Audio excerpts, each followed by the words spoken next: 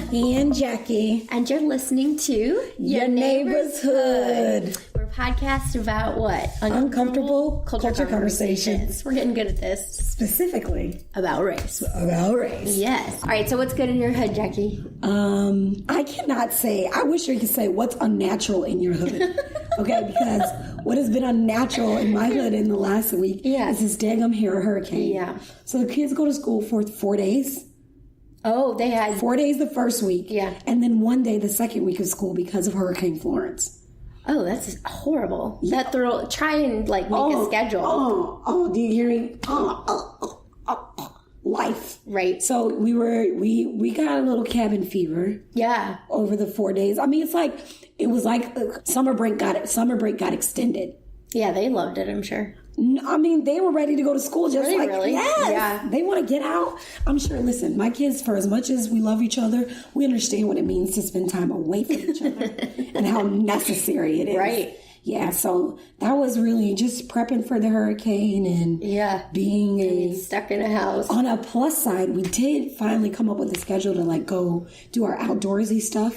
So we went on a hike. That. Yeah. That's fun. Where'd you go? We went out into Chesapeake, which is another city over. Okay. But if you go, there's this app called All Trails. Okay. And it has all the different trails wherever you are. So it doesn't matter if you live in New York. Hiking close to here. It wasn't a crazy hike. Okay. It had flat surface where you could walk. That's my but you kind can of go hike. into the woods and walk. And that's my kind of hike. I ate some spiders. What? Spider webs. Yeah. Oh my God. Miles was like, you don't understand what a walking stick is for. You're supposed to put it out there in front of you. That makes a lot of sense. Oh yeah, tell me after I swallow spider webs. That would be me. I didn't know that. That makes a lot of sense though. Because, oh my God. Yeah. Well, speaking of bugs. Yeah, so what's good in your hood? I'm jump in and tell you what's really good in your hood, Christina? All right, so I evacuated. I went to a friend's house and then I came home. And this is not even a big deal, but it is to me. I left a banana out and then I cracked it open and I'm going to vomit thinking about it. 1,000 fruit flies. I know. My skin is crawling. Me too. That's what I did. I started crying. And I haven't known. I have apple cider vinegar sitting all bleach. Most of my house smells all kinds of weird. Anyway, so that was horrible. And then Clayton's gone because of Navy evacuation stuff. So I'm dealing with it. Then the same day, I learned what a crooked spider is. It's a special blend of bug from hell.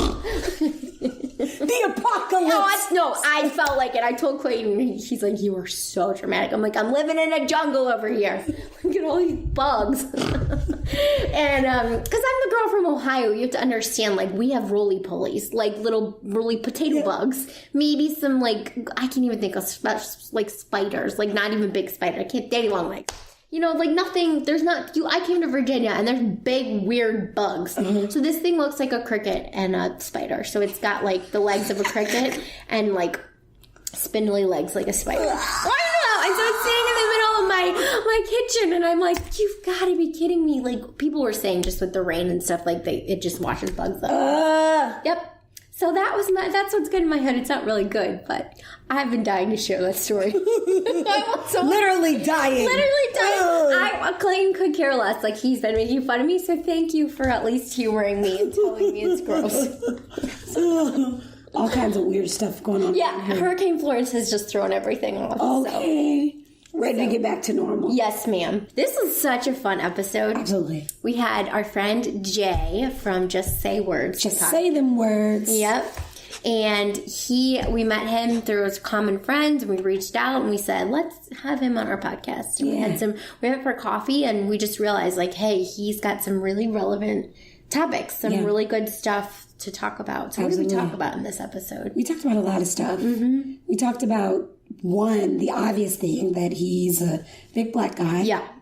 So what does that look like when we're talking about walking into your neighbor's hoods? Yes. And quite literally. And he tells us a story, I won't give it away, about being in an alley by himself with a small white girl. And that I am a small white girl. So that, it was just a very interesting perspective to hear. I learned about how he exists in the world, and I never would have thought about it. Same here. I'm married to a big black dude. Yeah. And I learned some things about how they, as you said, exist in the world.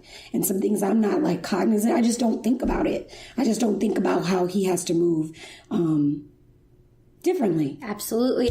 And that's what we try to do with this podcast too, is help people see other people's perspectives and ways of living, because then I think we can move together forward and we can do better together when we can see other perspectives and kind of quote unquote put ourselves in someone else's shoes. Here's the beauty of it though. Jay is freaking hilarious. Oh, he's hilarious. He is so funny. So you're going to like learn and you're going to crack up. Yeah, he's the reason why we did the honey bun. Yeah. Oh, yeah.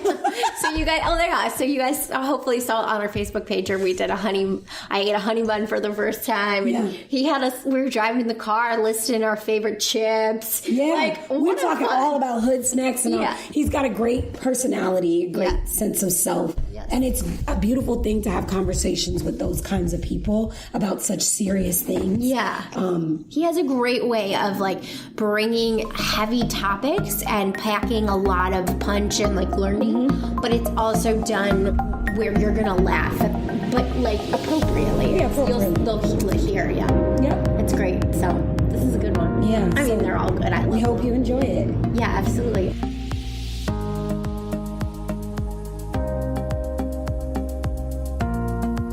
So we have a guest with us today. I know, I'm excited. Yeah. This dude just showed up to my house. I said, "Oh, you want to talk on the podcast?" He said, "For sure." I said, "Come on in." Indeed, I did say that. I did in that exact vernacular. I was like, "Oh, were we talking?" Yeah, I'm doing that. Yeah, sign me up. Oh my god. Well, this guest happens to have a podcast as well. Yes. Yeah. A podcast that is what we all want to do as podcasts. Yes. We want to just say words. Just say words. Yeah, just say those. Just say the words that come to your mind. Yeah. Do not filter those words. I love it. It's Jay from Just Say Words. It is Jay from Just Say Words. I really appreciate you guys for having me. We're my grateful. Gosh. We're grateful to have you. So let's get to why we decided to bring Jay on. I'm excited. Yeah, I know. Let's talk about this. Well, there was this one day. Go ahead. Yeah, no, go ahead. Okay, well, we met him on for coffee and just talked. Podcasters want to know about podcasters, right? And he's got some, I'm going to say it's some, but he's got a lot of experience in this world. How long have you been doing this? I've been podcasting. This is my third year. Ooh.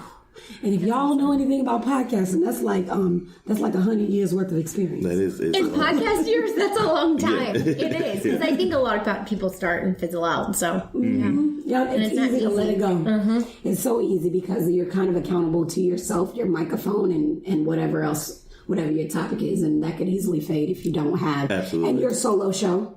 Yeah, solo hosting a podcast is different. Yeah. So it's a lot of anxiety. It's a lot of thoughts about like branding, and I hate that term, but it is a thing about that, right? So like I got to make my own designs or work with somebody, work a designer, trial and error with like topics, know where you're weak and know where you're strong. The only thing that I know for sure is like I've been blessed with a great sense of humor, and I can find the funny in almost anything, even when it's like, oh, that's probably not funny. That's not funny, but it's kind of funny. Like, so tell us a little bit more about what your podcast is all about, because there's a connection here. So Just Say Words is really a podcast that's about any and everything, but we try to tackle each topic with humility and humor in a way where you can get in touch with the human angle, but you can also talk about it in a way where people will receive it easier, much like you guys have the conversation where it's like, yeah, that was funny, but I get his point, where it's like, yeah, it's easier to just essentially be like, don't do this, treat people with respect, this kind of thing. And so it's been a long journey to even like that, because I can tell in the 3 years, like when I started in my first couple of episodes to where I am recently, it's a lot of growth for me personally. I was like, oh man, this thing I thought 3 years ago, I don't think like that anymore. And so like I make sure like, I add that in, like, oh hey, remember back in 2015 when I was like, oh, this thing is insane? Nope, it actually makes sense now. I get it. Yeah. So yeah, I think being able to like have the conversation and that have people listen to you is great. I'm also very envious of people who have a co-host. Like I want to like just start. Somebody? Yeah, I'm like, I think that's the way single people feel when they have a couple. You want to get booed up? You like, damn, I need a podcast. Couple seasons. I need me a co-host. I'm like, damn, because I feel like the show would be longer if I bounced ideas off of people, but it takes so much time where I have to condense it down in a week where I'm like, all right, you got to think this thing all the way through by yourself. Yeah. And then kind of come up with your own opinion, opposed to being like, all right, well, I see it like this and this is it. Like, oh, no, you got to play every angle. Right. But the beauty of something that you're doing, talking about the dealer network, is that you're kind of gifting yourself that in your own right. Yeah. Right. And so talk to us a little bit about the So Pod Dealer Network is essentially a collective of podcasters that I've essentially handpicked. People have submitted their show to the network, or I've went out and sought people where I'm like, I think your show would be a great fit. Also, what I want to do is help people nurture their content. I think a lot, especially like when you're a podcaster, you create content and you just put it on the internet and you hope for like a return. Mm-hmm. And the thing about it is there's nobody telling you, oh, hey, you should do this. You should probably use these hashtags. You should set your stuff up like this. It's essentially just trial and error. Mm-hmm.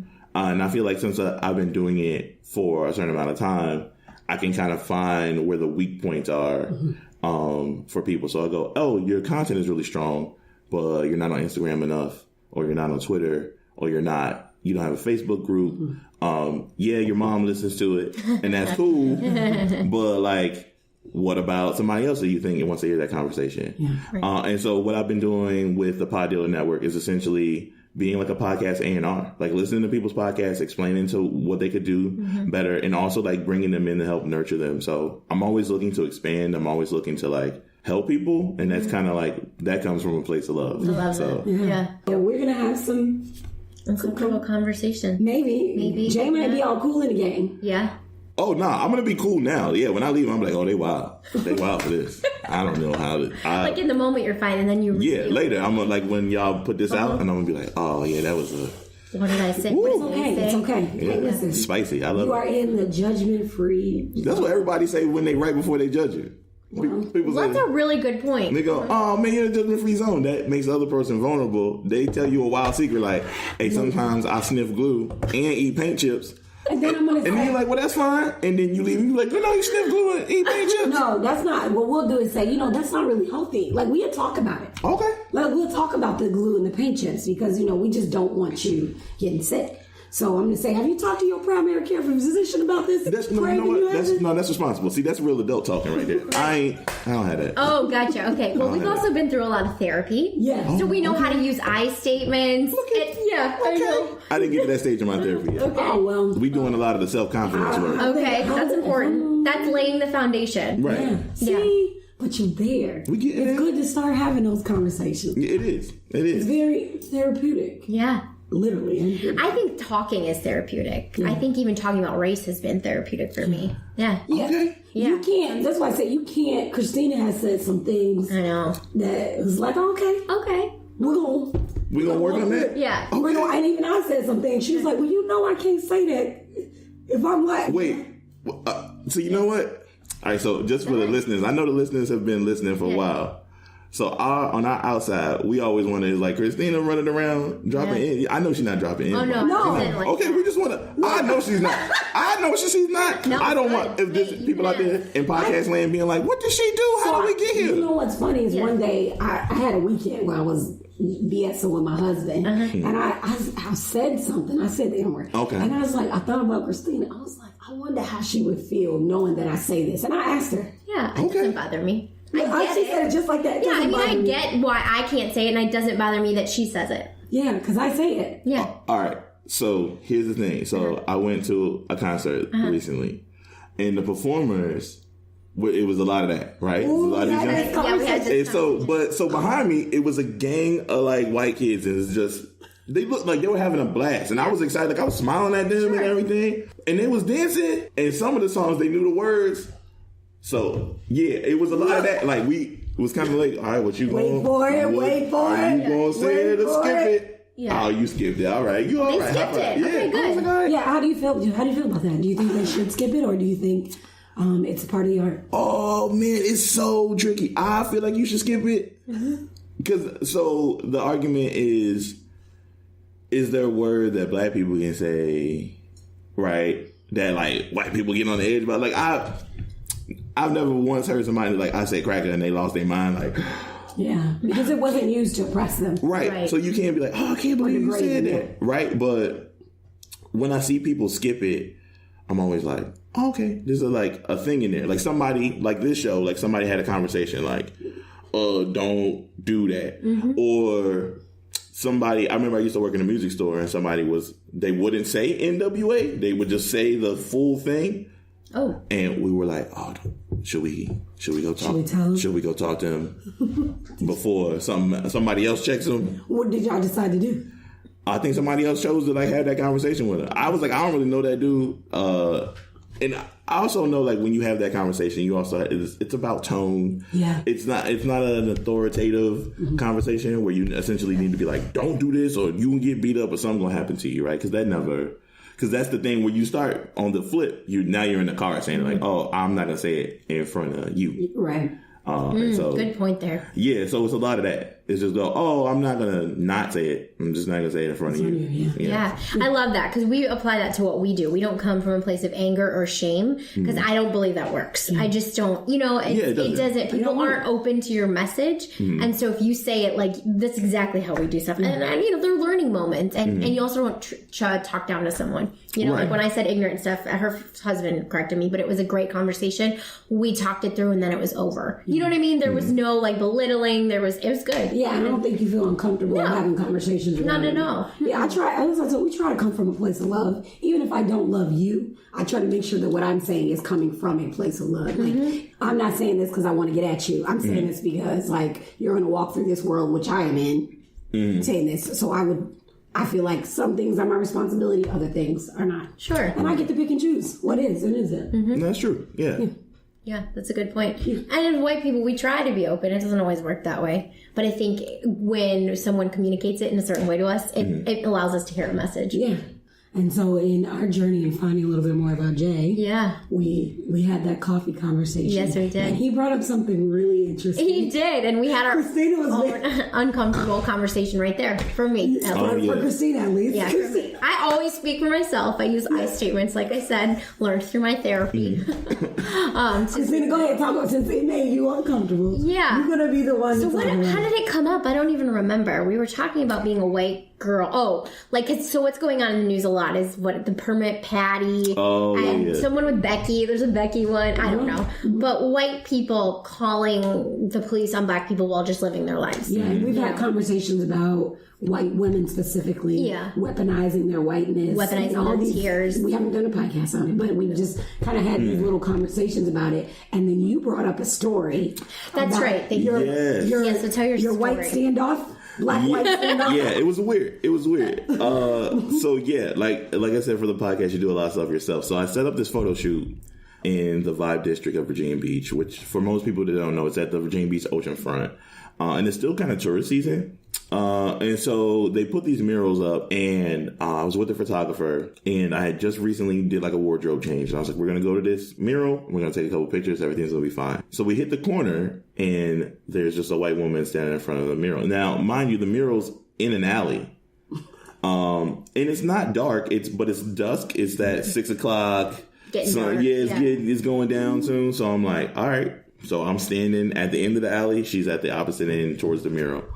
I see her. She sees me. I don't move. I'm doing the thing they tell you, like Jurassic Park, where I'm like, if you don't move, the T-Rex won't bite you. And so while I'm sitting there, I see her looking at me, and then she does this thing where she takes her phone out.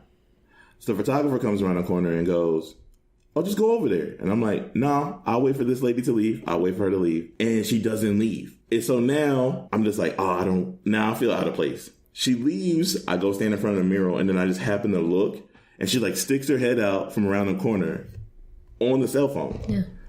And I'm like, it's about to be an issue. I don't understand why I can't, why I can't be here and exist.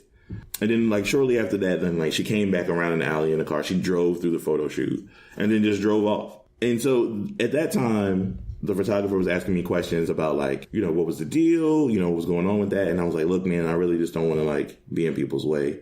And I had said something to the point man, it's a lot going on in the news. That white lady pulled her phone out. I don't want no problems. And so she goes, "Are you racist against white people?" And I went, How do I answer that? I don't know. I don't think it, no. That's not how that's happening. I'm exercising caution. Yeah. But you talked about your caution too. Go ahead and finish, and then and so when we had that conversation, I just was like, oh man, I guess I didn't think about it from the man-woman perspective, right? It was just, I'm a large black man in an alley with a smaller white woman. She sees me and she grabbed her phone. But we're so far apart that I'm thinking, there's nothing. I couldn't make up that ground in time to do whatever. I don't know what you thinking. Like, right. Are you just walking around like giant black dudes can run the 440? Like, I don't know what you do. What are you doing? I'm like, no, I can't close the gap between me and you in that amount of time. But then you brought up the point of being like, well, no, it's just a man and a woman. Yeah, right. Talk about your experience. Sure. So that's a sticky situation. It's hard because I am a small white woman and I'm afraid to be alone. I won't even get in an elevator with a man by myself. Mm-hmm. And it's very hard. I've actually had a similar situation happen where I was running by myself at night and there was a black guy behind me and I just crossed the street to get away because I'm like, I don't want anyone behind me when I'm running. Absolutely. And then a man, and then he was like, well, you're being he yelled at me. He's like, are you racist? You hate black men? Da, da, da. He's like, you got to be more afraid of your own kind. And the whole thing was just like, it's frustrating right. Because I don't want to come off as racist. I don't want to come off as, because I'm not, but it's hard because I want to take care of myself. I've always been taught safety first. I've always been taught as a young woman to have your keys in your hand and your phone in your hand. Always when you're in a parking lot by yourself. Mm-hmm. And I've been through trauma. So I'm a little afraid of being in spaces by myself with men, but it's like, I'm very aware of how it comes off to you and how I learned this intent versus impact. So I know my intent is not to harm you or come off racist, but also the impact can be bad. You know what I mean? Because then you're like, well, she's racist. I don't mean her any harm, but we don't know each other because we can't speak. So we're literally at a standoff. Yeah. And then so what we talked about it over coffee was, I'm not going to stop not pulling my phone out. Now I think obviously the problem comes when you call someone, when you make that action, but I don't think I'm ever going to stop pulling my phone out or having my keys in my hand when there's a black guy behind me. Just so that way I don't appear racist. Because I don't know anyone's intent. When you're standing in a space by yourself, you just don't know intent. Yeah. But I'm also aware of how it comes off, so there's the standoff. Yeah, I think having the standoff is hilarious in a way. I know, it really is. I'm going to tell you what I imagine. Yeah. She's down the aisle. Don't. Yeah. You're on the other aisle. Don't. As things happen, everybody's like, don't. It's that old Western music. Like, so funny. Yeah, it's us doing that just to each other. Like, are you racist? Are you an attacker? Oh my God. And then we just both go, oh man, I'm just chilling. Oh, okay, well then everything's good. You go, oh, all right. But we never get the chance. We never get there. Point. Yeah, because in that society, we do a lot of guessing for each other. Mm-hmm. Like we're doing that thing where we're like, tweetable moment. Yeah, you're just like, I think. No, I don't feel safe. Yeah. But like in the other part of the photo shoot, there's a group of white women who've been drinking wine all day approaching my photo shoot. Oh, yes, and I was like, and then the photographer goes, all right, we want to get some motion shots. Start dancing. Nah. Why though? Why not? Go ahead. Elaborate. And I'm like, I'm not about to start dancing in front of this group of white women. They're walking up to where, right. They're walking up to where I am. You'll be like, oh my God, no. I don't want to dance in front of a drunk group of anybody. No. And so and I'm tall, and I have a rule: if you're over 6 feet, you're limited to a certain amount of dances. You shouldn't be doing too much, just bouncing around. You look insane. Hold on, wait a minute. What is the limit for 6 feet and above? Can't do what? There's certain dances. Come on, what are they? We need to put the ball. I think there's stick your 2-step because it makes you look good.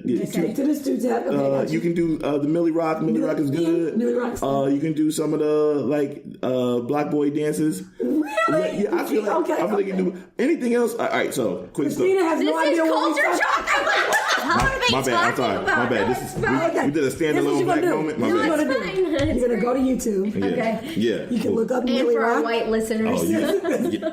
Yes, and all the white folks listening, Right. please do the Black Boy dance on your Instagram and tag your neighbors. There's nothing wrong with always having a good 2-step. A good 2-step will save your life. I'm gonna show you. Yeah, this. okay, Not thank me you. personally, but No, just University of YouTube. Gotcha. Yeah, and that's it. So good. Quick standalone story. So I went to go work in Blacksburg. We're at Virginia Tech. Somebody thought I was on a football team. I'm not. The actual football team showed up. These guys were intoxicated. All of them are 6 and up, giant 300-pounders, and they're all dancing. I think this was around the time Soulja Boy was out. Okay. There was a lot of that. So there's a lot of that two-step, put your hand, lift your foot up, do all of that stuff. When you're inebriated and the club is sweaty, it leads to danger. One of the giant linebacker dudes slipped, knocked the whole side, like the left side of the club over because he fell. And then I was like, this is exactly why when you're over 6 feet, you don't do those kind of things. Right, because if I do that, nothing's going to happen. It's fine. You fall down. Pull me up. Somebody loses their balance. Oh, hey, that lady fell. You 350 plus, 6'8", tip over. It's a wrap on you. It's all done. This is lawsuit. See, these are culture laws that we need. I'm trying to keep y'all safe. If you're over 6 feet and you out here just jumping around, listen, man, that's a torn meniscus. I'm trying to save you. Oh my God, that's awesome. What a great story. I'm here for you. So that's, like I said, we do a lot of guessing for each other. Yeah. I feel a lot of that too, especially like it's a lot of mixtures of like being a man, being black. Tall is the one that people don't think about. So I work with like a lot of women, and so also people will come to ask me stuff, and I'm normally like standing over them, which is weird. Oh yeah. I didn't even think of that. Yeah, which is weird. And so, like, I always feel like I'm trying to do that thing where I'm not looking at them or not making eye contact. But also in a business world, that also makes, like, people are guessing, like, oh, he don't want to look us in the eye. He must be shady. Yeah, shady, or he's weak or something like that. Yeah. And I'm like, oh, this is not. No. I just don't want you to be look like, at your face. Yeah, I don't want to look at you. I'm sorry, this is weird. Yeah. And like, so it's a thing. It's a constant thing where you're always playing chess. Yeah. With your day to day. Yeah, my husband had to stop. He had a moment in the car, maybe the weekend before last. We were driving up the street and we saw a couple talking, and the guy was clearly short woman, tall guy, using his space to kind of dominate. And they were arguing, and he was like, he just stopped. He said, if I ever, because he's a big dude too, he's like, if I ever use my physique to intimidate you, I would hope that you would stop me, because he's like, I may do it and don't realize that I'm talking. We get in, what do you call them, heated discussions. We get into some good discussions, and that he doesn't ever want it, but I would never think that you would have to be. I don't put that in my brain. I don't. But he has to be aware that of it. He always, and I'm saying he's doing it with me, his wife. He always has to do that with still being able to command the level of respect that you feel like you deserve, without people, like you said, saying, "Look, he weak." Yeah. It's like a hard line to walk. That is a whole. Yeah, it's a whole nother thing. Like you said, being big black dude is a real. Yeah. There's a lot. Yeah, and that's the other thing too. Like I've been disrespected in work emails, and then we work in the same building, or we sit like, you're in a different office and I'm in another. And then like my thing is sometimes tone gets lost via text or via email. And I'm like, okay, we could probably clear this up with a face to face. But when I come to them, it's already like, oh, he's mad. And I'm like, oh, no, I'm not. I just would prefer to talk, or like, hey, do you want to go over this email? Yeah. I don't really do the passive aggressive emails. I'm really bad at it. Because then I'm just going to end up writing like a bunch of swear words in the email, and then you can be like, oh, I have proof that you're And then I'm like, no, I know how angry works. I'm very good at angry, but I don't want to do it here. And so, like you said, there's a lot of things where you can impose your like size on people. You do this thing where you position yourself where it essentially looks like they don't have a way out, so you kind of corner them. And everything is like strategic. If you're good, and then if you've done it enough, you can do it subconsciously without even paying attention. It's just muscle memory. Yeah. And so those things are like so interesting. Yeah, you can just essentially stand a certain way, put your hands in a specific thing, and you kind of like do imposing things. Yeah, you automatically become a threat. Right. Yeah, that seems. Sorry. I think I'm learning as I sit here. Something I could do is just like make eye contact and say, hey, what's up? You know what I mean? Because you can read people. Like if I'm making eye contact with someone, like if that girl had even just looked at you and just said, hey, hi, like acknowledge each other. Because, I mean, I'm not telling women to do that. Like always safety first. But at the same time, I mean, that's what you see with these like permit patties and stuff. They don't even, there's no interaction. There's no social interaction beyond just staring at one and then assuming things of the other person. And I'm thinking I could just do that. Like, hey, what's up? Just initiate, not even a conversation, but an acknowledgement of each other. Give somebody the opportunity to be rude. There you go. Yeah. Or show their hand. No, that's fair. That's show their hand of what their intentions are, you know? Or I could even just show, like, even if say I was going to be on the phone, because I actually had to make a phone call, because there's that too, you know what I mean? But if that girl had looked at you and was like, hey, what's up? Acknowledge your presence, and then made a phone call, it's less likely that, like, you're like, oh. I mean, I won't speak for you, but. Yeah. I mean, I would have appreciated that. Right. But like I said, we do a lot of guessing for each other. I know people that do something like, hey, how you doing? That's true. He's 6'4". He's a unicorn. He's a Virgo. He's got on a black book bag. Good afternoon, sir. How are you doing? I'll be here. Yeah, just hurry up. Z. Click. Right. Yeah, and you're like, where the police came from? I have no idea. Oh my God. One of the conversations that we had too was behind intent, and we talked about when I had the incident with Delton, and it's like, I can never determine what a person's intent is, but I know that they see I'm a black person. Right. And I know that, like, I can't hide from that. I know that's what they see first. So your behavior for me is probably based off of what you see first. And so you're always trying to guess, like, okay, I don't know what you're doing. I don't know why you're doing it, but I know I'm black, and I know that might not be good to you, so I need to figure out how I'm going to respond to this, or I need to protect myself in a sense. Right. And white people aren't even often aware of that, unfortunately. That's the problem. Yeah. I wonder when I'm gonna switch this for y'all, because I would love. Go ahead. I was gonna start talking about your kid. Go ahead. I would love to figure out how you guys felt about the recent dude getting arrested in the airport. You treated me like a black person. Oh, the white guy. Yeah. So what is your take on that? Well, he doesn't know how black people are treated. I mean, well, he does. See, this is it's the same mentality of people hearing about our 2045 and saying, well, if I'm white and I'm a minority, I'm afraid, because you know what happens to minorities. Like, you see overwhelmingly what happens to people that are not white. And so what he is saying is that I'm not the kind of person that should be treated this way because I am white. Yeah. Or I know how you treat people and you don't treat white people this way. So it is almost othering black people and dehumanizing people of color because I'm white.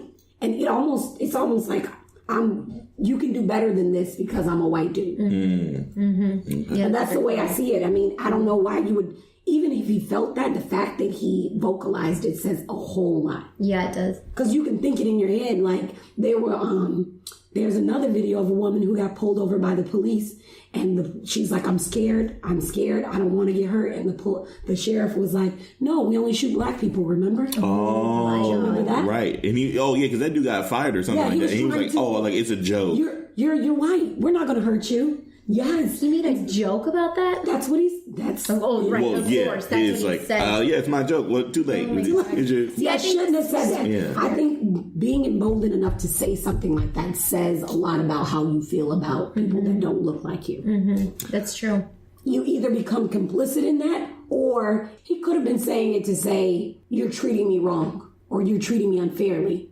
But he decided to put the color in there. And so I think that just says something about how he feels about his stance of being white in our space. But it doesn't work in reverse, right? Like, so we don't go, like, if you go to a hotel and they go, look, we're all out of rooms, but we're going to give you the penthouse suite. You don't in turn yell in the lobby, y'all treat me like a white man. No, you go to your room and be like, yo, this is the hookup. This is a wild upgrade. Yeah. You don't ever go somewhere like, you go to your job and they're like, hey, you killed it this year. Here's a $10,000 bonus. And you're like, treating me like I'm white. Look at you treating me like a white man. Yeah. Man, I appreciate y'all. Like, it doesn't work in reverse. Right. But you gotta be honest though, Jay. I will say when those things happen, you do say, like, it's unlike, you're like pleasantly surprised. Oh, yeah. Like, but it was, You don't, at least I've had it where I was like, oh, okay.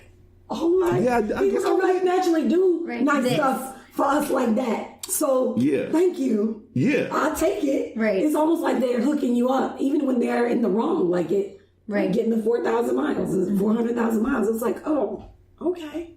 Yeah. That's intense. Yeah. It's intense. What do you think? Man, I don't know. I'm just processing everything. I don't know if I'm thinking about getting arrested in general, right? So your tensions are high, you're anxious. So I can't speak to intent. But I think it was not necessarily, I think he's just aware that, wow, things would be different if I was black. I don't know if he was trying to incite anything. To me, it's just, holy shit, this would be much different for a black person, like their experience. No, but I feel like he's comparing it to being black. Yeah. It's like, yeah, he is. He's like, you treat me like I'm black. And almost like he's shocked. I think there's a shock in there too. I think I'm like white. he's processing. You can't see that I'm white. Right. Yeah.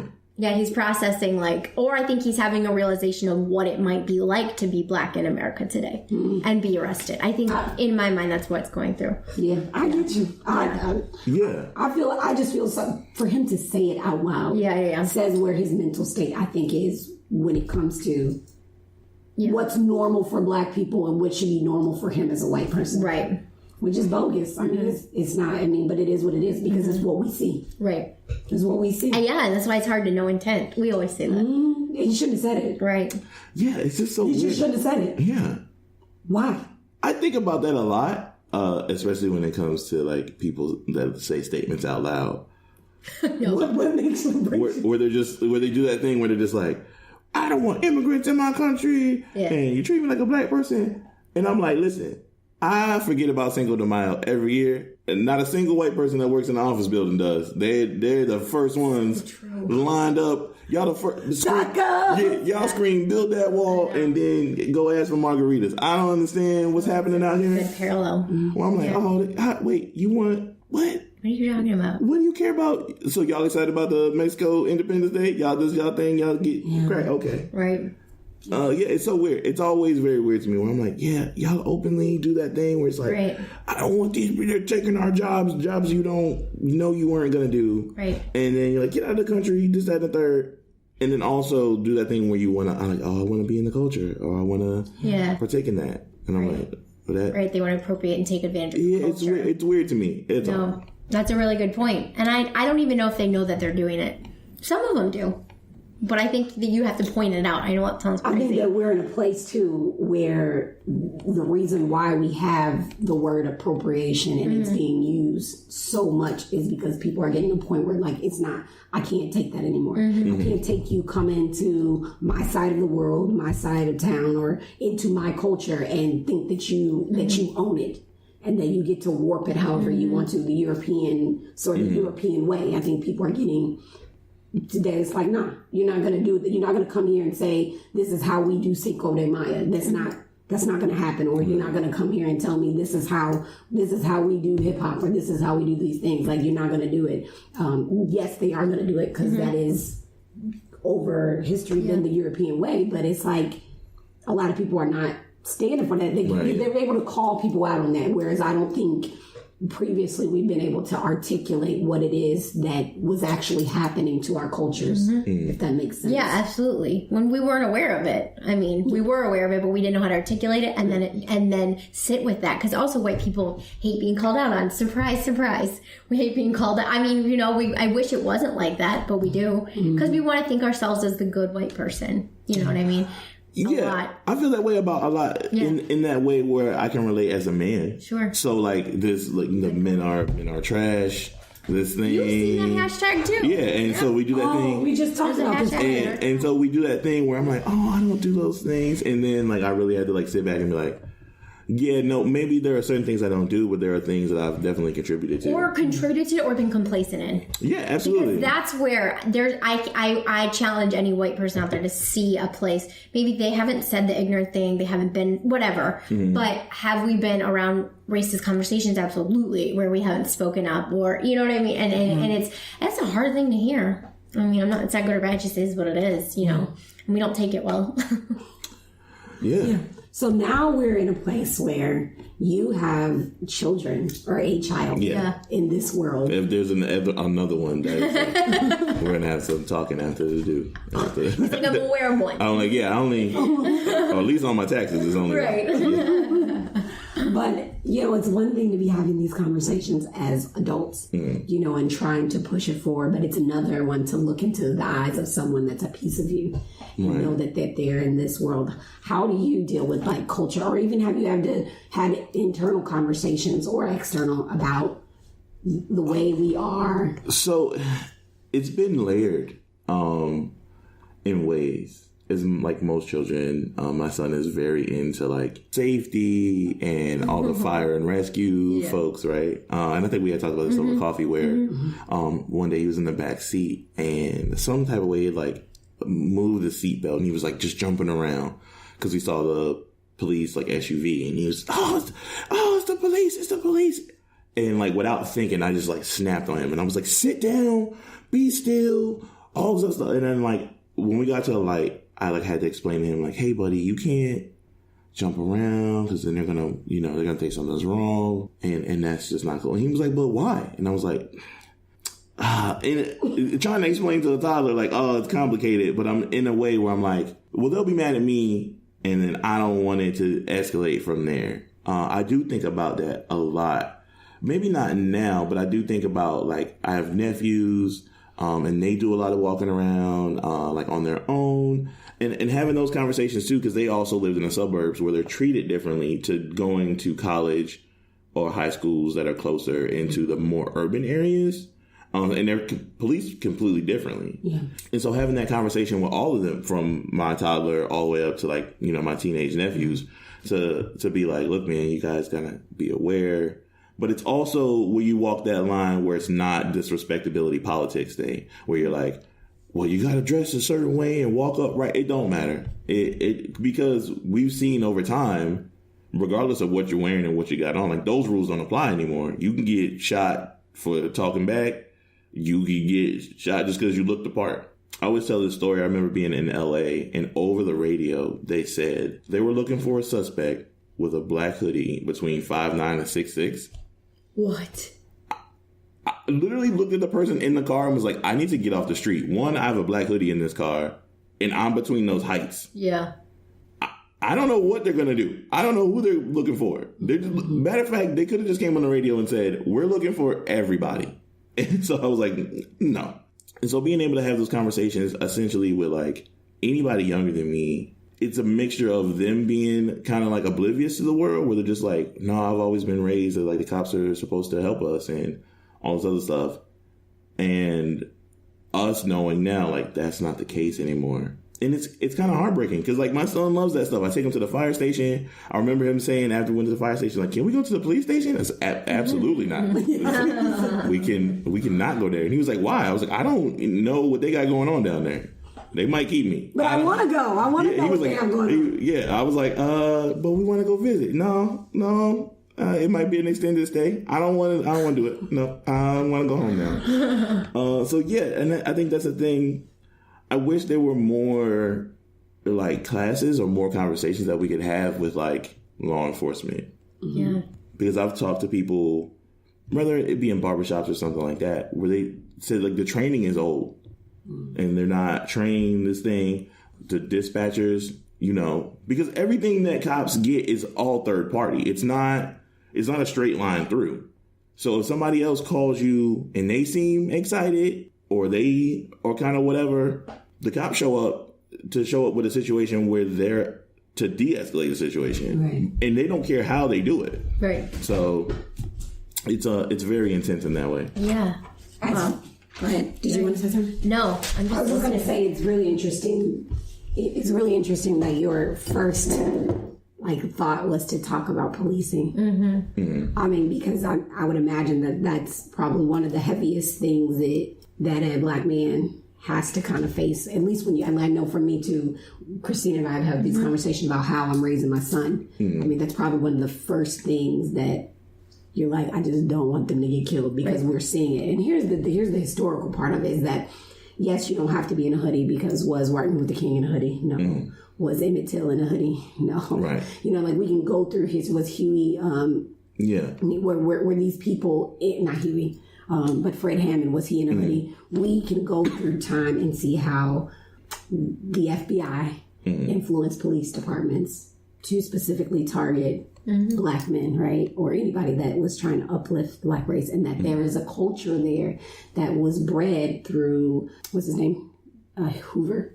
Oh yeah, J. Edgar Hoover. Yeah, J. Edgar Hoover. That is bred that hasn't necessarily gone away. You know, it didn't just poof magically. COINTELPRO was a real thing that was targeting. I don't know what that is. What is it? Okay, it's counterintelligence program, and it was a program that was made by the head of the FBI, J. Edgar Hoover, to eliminate any person that he felt might be like a Black savior or Black Jesus. So if it was anyone trying to bring people together that was Black on a large scale and actually were making traction, I would equate it to now if you had somebody who had a lot of social media followers, you knock them off, you take them out, you take them out of the game, and that is real. That has happened. Their police, LAPD, had it terribly. But what he did was he created a bunch of memos, and I think that's something we should even talk about. Where he outlines, he creates this level of anxiety, this level of fear, and this level of hatred that is passed down to local police. Because at that point, they were taking a lot of direction from the FBI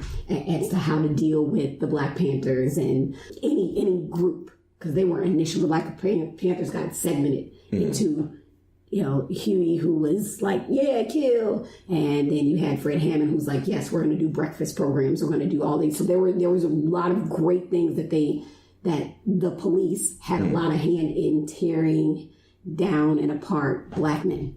And so it's not like new that it's the hoodie thing, but I just thought it was really interesting that's the first, because for me too, with my son, is the first place I go. I'm telling him, when we walk in the store, don't put your hands near your pocket. When there's so much to walking in this world as a Black man that I don't know, that I don't even fully understand, that it's really tough. And I think that is a real conversation to be had as a whole for everybody, to know that there's a level of vulnerability. Because I'm looking at you talking, and I think it was earlier when you were talking about how you're working, you're like, I'm not looking at people, that there's a level of vulnerability and sensitivity and having to compromise existing. You know what I mean? Compromise, trying to shrink yourself in so many, as women, we talk about it, going in a room and having pressure and shrinking ourselves, but they're walking through life completely, some of them shrinking themselves. So I feel like for my husband, he compensates that with complete intellect. Like just being freaking smart, and being able to command. So you find whatever you can. Find what you can to keep your dignity. Yeah, absolutely, and I agree with that. Right, so that's essentially what I do as well. Right, so essentially I come in here, I answer all the questions. We find where people are lacking in gaps and do all the other stuff as far as the work is concerned. But when you are raising a child, or especially in a space, what pinpointed it for me, or what switched the game for me, was Tamir Rice. Because I get I've been in a situation where I've seen somebody with a hoodie on and been like, I don't know what's gonna happen, and then I've left that block or I left that space, and somebody like, oh, this guy with a hoodie mugged somebody, and I'm like, okay, I see how that happened, right? That doesn't make anything that's ever happened in that situation, or the presumptions that people make based on your wardrobe, okay. But Tamir Rice was the thing that we thought would never happen. So let's talk about explain Tamir Rice, because there are people like, who the heck is Tamir Rice? So Tamir Rice was a 12-year-old in Cleveland who was playing in a park by himself. The park was fairly close to his house, and he was playing with, I guess it was a toy gun. And then some lady in the park said, there's a man out here playing or pointing a gun at kids. The police were called. They show up to the scene, don't even get out of the car, and just start shooting at him. And they kill him. Yeah. And so their rebuttal to the killing was, well, he didn't look like a 12-year-old. They didn't care. They didn't do their part. They didn't get out and escalate, or try to de-escalate the situation, investigate, and do any of that. Just pulled up, saw a Black kid, start shooting. And so when you have a 5-year-old, 12 isn't that far off. And so when you're thinking to yourself, well, there's a park not too far away from my house, and my son is very much into Nerf guns, and he likes that stuff, and it doesn't matter because kid guns don't look like... No, they don't look like toys anymore. Yeah. My son got suspended for taking a Nerf gun to school. It was in his backpack. In second grade. Yeah. But you were in Cleveland when this happened. I was. But I think he painted over the orange part. I mean, I'm not trying to defend anyone, but... No, yeah, I didn't know that. So, yeah. So, like, there's a part, I guess, that's supposed to... And I need to look this up, because we'll have to figure it out. But I'm almost positive that it was painted over. So I'm not defending the cops, but, like, it didn't... Yeah. But part of it, I get that. But part of it is, as a person, and I know that we've talked about that, as a person who I have done ASF, Auxiliary Security Force, for the base. Like, when we are given a gun, we are told we don't unholster it unless we intend to shoot. Sure. We do not take it out unless we do X, Y, and Z. There is an escalation of force. Right. You know what I mean? There's an escalation of force when you go into you should shoot to kill. Okay? Period. But you don't get to the gun without something else. It's never your first. Yeah. It's never, even if your life isn't, there's some steps that you have to go through before you pull that gun. And we just don't really see that happening. Yeah. I mean, when you shoot somebody in the back, then that means you didn't go through the escalation of force. Yeah. And I'm saying that's military wise, but I'm sure on the flip side that there is an escalation of force, which is why there are tasers and there's pepper spray and there's baton and there are these other things. You know, when you learn takedown techniques, all of this. Right. You know what I'm saying? I would be, I don't know. There's a gap there and there's no way to. I hear you saying that, but there's really no way to slice it if the first thing is to shoot to kill. No one pointed a gun at you. No one, you know what I mean? Like, I don't know the whole details of the situation, but I do know that there's a process, and so why can't we just follow that? Yeah. And I don't mean to go on a tangent, but I've also seen, and I try to stay away from these videos where there have been people who were white who have tried to run over a cop, try to like do the craziest stuff, and it's like they don't have to worry about like the guy. I'm not white, I'm not black, so I don't have to. That they didn't lose their lives. Like it's frustrating because every encounter is one where for a young black man, and even for black women too, or let me just say people of color, that it's like, okay, police encounters can be deathly, and that's what it really shouldn't be that way. And I think it's just biases showing their ugly head. Yeah. Oh, absolutely. Because I don't think all police are racist, but I do believe that everybody has biases. And when it comes to crime and violence, we were marketed to America 100%. A certain way. And that's why I think biases are more important to say than just straight racist, because people also don't come... Because when you say racist, all of a sudden a white person shuts their brain down because they're like, no, I can't be. There's no way. Because what happens too is we think we're in a post-racial society. That's a lot of what happens. That's where we're at. That's a lie that absolutely. And so when you call someone racist, like they don't listen. They're just shutting down. But when we say biases, we all have biases. Absolutely. And so we can come, so you can look at those police officers. That if you were conditioned this way, we can help you see that. Then your bias is showing up daily. Yeah. It shows up daily for everyone. That's true. Yeah. We just, and I don't know how you feel about this, we just went to an event and we asked a person that was running for Senate if he thought that that racism was a mental illness and if it could be a public health, like not being that. And he's like, I never thought of it that way. I never thought of that either. I know. Like, because, is it a different way to frame it? To frame it so that we could actually work on it.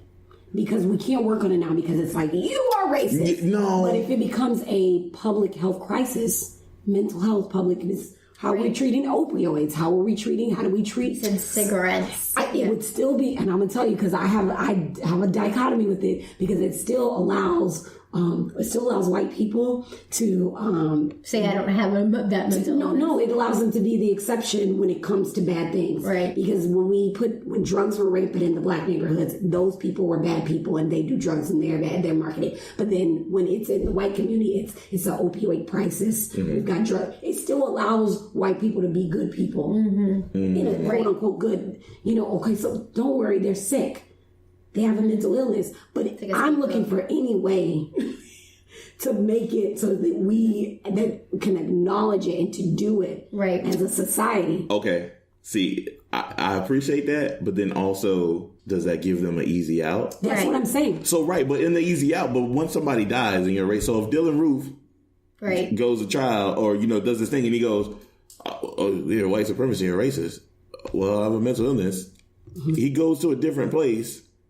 than a prison. Right. So here's the deal, too. Oh, that's a good... I see that. However, if someone's a pedophile, they have a mental illness, but you're still going to jail. Yeah, still going to jail. Okay. You know what I'm saying? That's kind of how I feel like it is punishable, but we also understand that, like, you didn't come out of the womb hating black people. Right. You didn't do it. You were taught it. Like, mentally, you jacked up if you got that much hate towards a group of it's people. an interesting way to frame things, because you could look at history too and say, like, is that a mental illness for Hitler? I mean, because that's something I can't wrap my head around, is where you get this you can't even, you can't. You don't think he was sick in the head? That's what I'm saying. So, right. So, well, he is. And so we're just, any marginalized group that's horrible, the Rohingya right now, that are so hated. And there's no, like, root cause that you can see. Like, I'm just researching Jews just because there's this hatred for Jews. And even sociologists say they can't figure it out. I mean, really, it's just interesting. And it's like, are you born that way? Yeah, I'm telling you, a lot of it is the root, at least. This is Jackie's humble opinion. It is that European superiority complex. Yeah. That whatever we do, we conquest, and destroy, you assimilate to us. Yeah. That has just been layered and layered and layered and layered. And it's in everywhere Europeans have gone, it has been conquer, conquest, and destroy the culture, the people, or whatever is there. That it is a supremacy complex. Like, we are better than, we're going to show you the way. You are primitive. No, the way I'm doing things works for me and my people. That it has not been there's never, not never, but rarely do you see in history where it was cooperative. Right. Like, let's join hands and do this. Yeah. So I don't know. What are your thoughts? Oh, man. I mean, we went there. Yeah, no, it's so smart to think of it that way, right? As a mental illness. Right. But then it's the same thing, too, where I feel like the court system or the justice system as a whole treats things differently, right? So, like, if you're a pedophile, while you are charged with those things, you're essentially being charged for causing trauma, not charged, like, causing death. And so that's the way they kind of split that up. So I feel like in terms of getting justice on the back end, you're kind of, like, stuck. I do think that we should have more conversations about it. I would definitely be interested for people to, because like you said, like as for people of color, our relationship with the cops has kind of been taught. It's in the beginning. I remember going to school, elementary school. The cops are here to help you. The cops are here to do this thing. And then I watched enough TV and had conversations with people who have had run-ins with the cops and all this other stuff. And I was, oh man, that's not what they told me. Oh, while they're doing that, the cops are kind of weird. Or I've been pulled over myself and something crazy's happened, and I'll be like, oh yeah, I don't really rock the cops. So any of that can be taught. My thing is, that's what people keep saying, this whole, we're in this time, racism is dead, and blah, blah. And you're like, no, those people who still don't like us are alive, and they're your grandparents or great-grandparents, and they're still passing it down. And there's youth. Yeah, and then like they're picking it up, and then it's the alt-right and all these other different groups just being like, no, we don't want these people, and still using the old like hard terms and stuff. So yeah, it is a weird time, but I would love to see like how that conversation of like mental illness kind of plays out. It's definitely a good question to ask people, because it's just it's a switching of things. It's a way to flip it on its head and talk about it differently. Yeah, and it's a way to hold people accountable to getting the help they need to not being racist. I don't know if you can ever unlearn that. I don't know, because I know I can speak to, I do have a mental illness. I have 2 of them, and it's chronic, and which means I will deal with it the rest of my life. So I can't unlearn anxiety. Right. No. You know what I'm saying? Right. So if we're applying the paradigm of, okay, it's an illness, we're just assuming that. Okay, just for the sake of conversation. It's just an everyday thing that I have to unlearn and apply my therapy to dealing with bipolar and anxiety every day. So it could be. I'm seeing what you're saying. Like, because if you're racist, I don't know if you can erase completely the thoughts or the feelings, but it may be just managing or trying to work towards undoing. You know, because some people mental illness does clear up and go away, and that's great.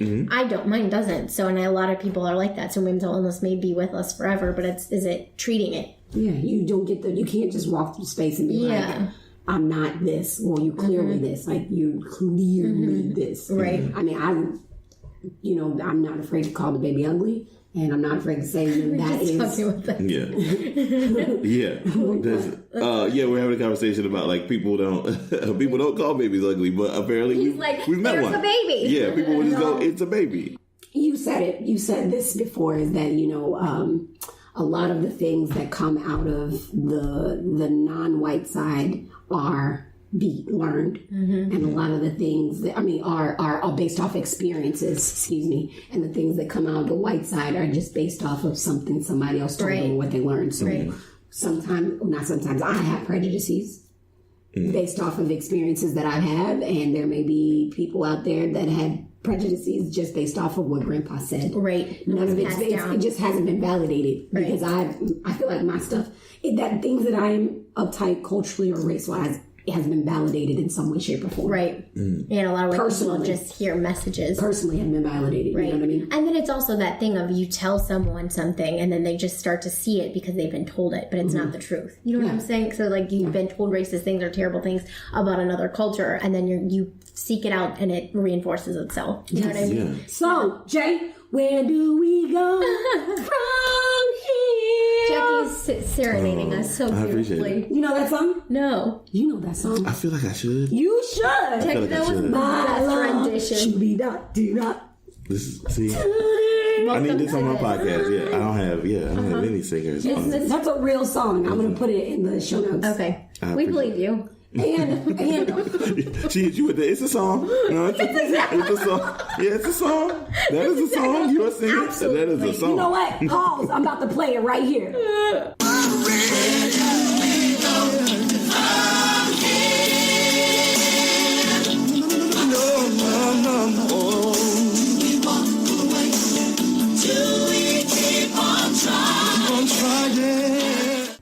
So what do you think? I guess the biggest thing that we talked about, or the biggest thing, was you in spaces. Where do we go with? How do we improve those interactions? With being better with, even for me as a woman, with black men in spaces? Or what would you, if in a perfect world, if you got the wand and they were like, here's something that y'all could do better, just being around somebody like me, it would be. So yeah, I think it's not really up to me to say, right? Because ideally, I would say like, hey, make the person feel welcome in that space, right? So essentially, and I hate to do this, and I don't want to make women seem less than, but it's a predatory existence with men, right? So you can't have the sheep being like, what? We know a good wolf. He's a good wolf, and then y'all think he treats you right. And then you invite another wolf in, and then he start biting on the other sheep. You're like, see, this is why we don't let wolves in here. What a great analogy. So yeah, like that's the thing. So I don't want to do that thing where I'm like, well, women should be, doing that. So I'm just like, hey man, if you see me, you can trust Jay. Let me know that hey, I'll come in here. We're gonna have some jokes, and then we're gonna talk a little bit, and I'm out of here. Anybody else that's not me, just be careful. Just watch your sixes. Like that, I don't know. It is crazy. I don't know. I think men also need to be aware, not necessarily shrink themselves, but also be aware of how they can be physically intimidating without even paying attention, right? That's awesome. Yes. I also think we need more conversations between the genders and the different races as well. I would love to like talk more with Christina about like, hey, I know like if you're out here running, there's a thing. I know black dudes will be out here like, listen, I know if I see a white lady running in my neighborhood, is exercise or there is trouble afoot. There's two things. I'm like, I'm gonna see. She dressed up for this. All right, this exercise. Yeah. If I see a white lady running down the street with some Levi's or something, I'm like, oh man, it's about to be. Get back in the house. It's Levi's? Yeah, get back in the house. But yeah, I think we also just need, like, men need to be aware of their presence in rooms. Because sometimes I've been told this too, like, male energy can kind of throw the room off. Yeah. You're just like, oh, we're ruining it because he didn't say nothing. He didn't do anything. He's not looking crazy. Just a guy showed up and now it's not fun anymore. Like, get out of here with your male energy. With your testosterone. Yeah, get out of here. This was an estrogen fest. Yeah, we were having a good time. And then because sometimes you could, as a dude, show up in a room full of women and you looking like the same face you make when you standing at the deli where you're like, I don't know what I want. You don't want that. That's awesome. Yeah. So you don't want that. Being more self-aware. Yeah, you got to be more self-aware. I love that. Everybody. Yeah. And I think that's it, man. No, that's a I feel good like we one. covered a ton of stuff. We did. I feel like I'm smarter now for even just being in here. Yeah. So I'm like, oh damn. Me too. I'm about to be You in dropped here. some truth bombs on me. Sure did. I'm gonna try to be, I didn't know I was this smart, so shout out to y'all. Y'all pulled it out. Look at me, growing up, being a grown up. Saying good Well, I want to things. put this out there too, because Jay said something earlier, like watch your 6. He's also Prior military. Prior military. Yeah, I made it out, but I have been seeing it come up lately. I might get some cardboard and go stand out somewhere and go do something. I'll just be like, hey, look, it'd be like that sometimes. I'm gonna have a list of resources for you. So I'm here for you. Yeah. I appreciate you. Got you. Put some extra money in the We are pocket. so grateful that you decided to come and chitter chat. I would love Come to to do our hood. Yes. Thank It you. is an estrogen fest, but you brought That's a true. healthy amount of testosterone. Look at that. Yeah. I fit right in with the dogs. You did. I fit right in with the dogs. We all got to. We all got, Brilliant. You were welcome. The welcoming committee. yes. Yeah. Bruce hashtag don't care. Bruce don't care. Oh, man, Bruce Mama don't care. Yeah, he don't care. Oh man, shout out to Bruce. Yeah. You living his best life all the time. All the time. We just aspire to be on Let me food. tell you, she had to learn the hard way. Yeah. She left her food. Bruce is a thug. What? He's a thug. Yeah. No, that's cats at least. Oh, they don't care. They don't touch her. Mischievous. That's Yeah, it. yeah. Yeah. Cats. Less than 30 seconds, half her sandwich gone. Bruce is. I turn don't around care. and I'm like, you've got to He be had that kidding me. thugger too look like. Yeah. What you gonna do about it? Yeah. Yeah, that's exactly. Yeah. You Say your something. fault. Yeah. Right, Yeah. you should've. You're bad. This is on you. Yeah. This is Hope you learn something from this. Yeah. This is a life lesson for you. Yes, I have learned. Take my food with me. Yeah, shout out to Bruce for being a cellmate. What was that? It's my sandwich now. All right. Oh my god. And You still think- walks up like, you gonna eat your cornbread? Yeah. And she had to be like, no, Bruce. Yeah. This is not for you. This No. is, yeah. No. That's wild. No. Well, yes. So we appreciate it. I hope this isn't the last time. No. This is great. Yeah, check them out. What's the podcast? Yeah, just say words. Yeah, give us all your socials. Yeah. You can hit me up anywhere at Just Say Words Pod. You can also hit the network up on Instagram at Pod Dealers, PODDEALERS. You can also find the show Just Say Words on any digital platform. So it's not on SoundCloud, but you can find it on Stitcher and Spotify, wherever you find dope podcasts. Just search Just Say Words. Be sure to subscribe, rate, and review. Leave comments. I love to hear from all kinds of new folks. Yeah. I would love to say I'm going to be as smart as I was today on all those other episodes, but that's not. That's You brought his A game That's today. not the truth. Sometimes we take brain lapses, and that's it. No, I think we should do this again. And you guys have an open invite to come to Just Say Words whenever you guys are ready. Just tell us when. Yeah, and that's it. Productive conversation. And you are right. You are hysterical. Yeah. I'll I try. feel like I've been laughing, belly laughing Yeah, the whole yeah. time. Which is funny because we talked about a lot of serious, in-depth stuff, but you were able to bring some light to it, so thank you. I appreciate y'all. And he brought us some swag. Yeah. That is true. Put them in a Don't picture. swag. This is a lesson for other podcasters. If somebody invites you on to their podcast, come bearing gifts. Yeah. That's I easy. like that. I appreciate think it. Yeah. Dun, dun, dun, dun, put it in your toolbox. Yeah, there you go. See, look Don't at be that. cheap. That's fair. Bring a little meat. There you go. We need an extra end of the show so you can sing. You gotta add a whole segment. Yeah. I don't sing well, but I'm That's comfortable fine. with it. No, it's the confidence is what sells it. Yeah. Because you don't have the face on oh, I'm unsure. Like people do with karaoke where they try to she's just an old town girl. They get right to it. They wrote the lyrics. Everywhere I go is my shower. That's it. Oh, well, that's wild. That's your hashtag for yourself. Yeah. The world is shower. Shout out to you. Yeah, that's it. But I do some of my best thinking in the shower. No, that's real. Is it? I was a teleworker, and if I was having a brain fart, either I would run around the house or I'd just go hop in the shower, and I'd be like, What a great idea. Yeah, no, I've definitely taken this in the shower and came out and fixed my entire life. Where I was like, oh yeah, no, I'm I got it all Shower now. gonna do this better. Yeah, That's amazing. I'm gonna I try should that. have sung with y'all. that's real. All right, so we done now? We done. Okay. We cutting it off. We out. We said, yeah. And scene. Bye, y'all. Thank you. Thank you for coming. I will do. So So we're coming to the end. It's at our so what, now what? Yeah. Man, what's my so what? Well, I sat through an uncomfortable conversation. I'm proud of myself for that. I'm doing it.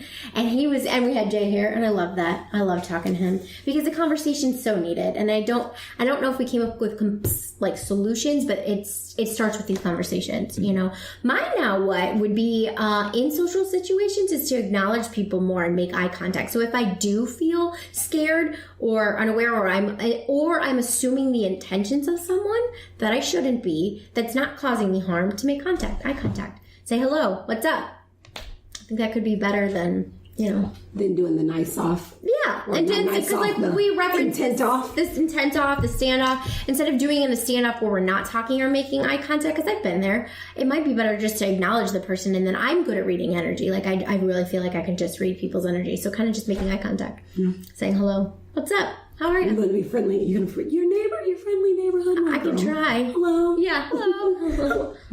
That's your opening. Hello. Yeah. Hello. Just like an airy. Yep.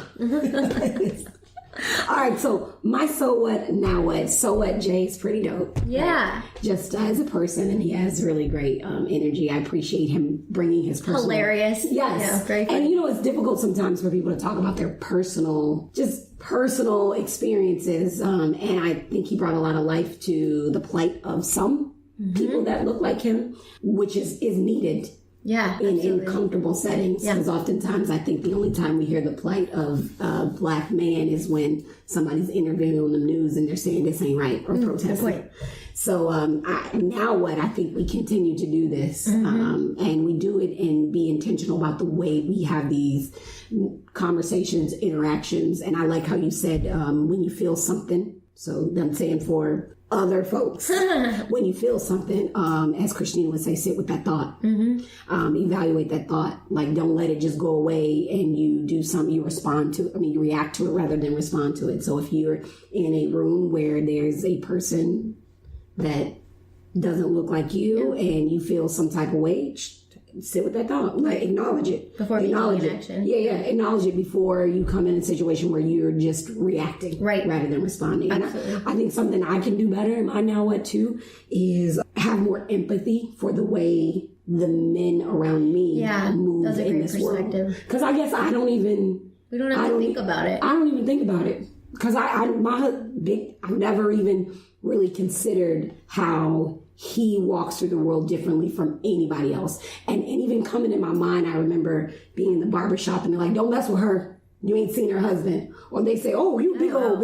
You know, like the comments that people make about him and his size and his blackness. I don't know what I can do to better support him, but I think it starts with being aware. Well, just asking him, like Jay kind of said, he was like, I can't tell you what to do, but I can tell you what works for me. So I think that's something that I'm going to try to do is just kind of ask my husband how I can be better in spaces with him. Yeah, I love that. Yeah. Yeah. Well, it's good.